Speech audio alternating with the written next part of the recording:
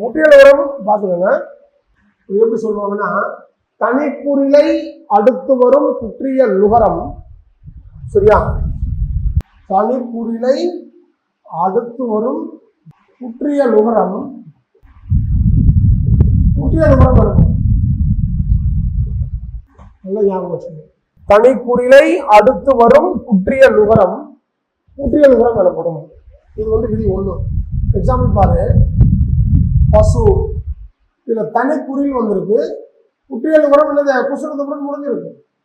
அது மாதிரி எடு, மடு, மறு, அரு, இதெல்லாம் பாருங்க, ஒரு தனிக்குறில் வந்திருக்கும், அதே நேரத்துல முடியும் போது குற்றியல் நுகரமா முடிஞ்சிருக்கும். இந்த மாதிரி வந்தா அது முற்றியல் நுகரம் எனப்படும். 2வது எக்ஸாம்பிள் பார்க்கலாம். குற்றியல் நுகரம் இல்லாத மற்ற உகரங்கள்.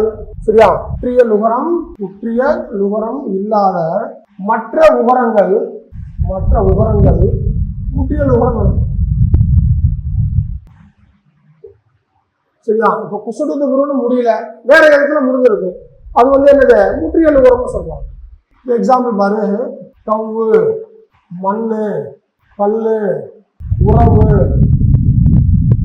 இதெல்லாம் என்ன முடிஞ்சிருக்கு? குசுடு குருன்னு முடியல, மற்ற எழுத்துக்கள்ல உரமா வந்திருக்கு. அப்போ குற்றியல் உரம் இல்லாம வேற சொற்கள்ல அந்த உரம் வந்தால் அது முற்றியல் உரம் எனப்படும். சரியா? இப்ப முற்றியல் உரம் 2 பாயிண்ட். ஒன்று, தனிக்குறிலை அடுத்து வரும் குற்றியல் உரம் எனப்படும். 2வது, குற்றியல் உரம் இல்லாத மற்ற உகரங்கள் குற்றியல் உரம் எனப்படும். சரிதா? அப்போ குற்றியல் உகரம் முடிஞ்சு, குற்றியல் நிகரம் முடிஞ்சு, முற்றியல் உரம் முடிஞ்சு. ரைட்டா? மீதி அடுத்த டாபிக்.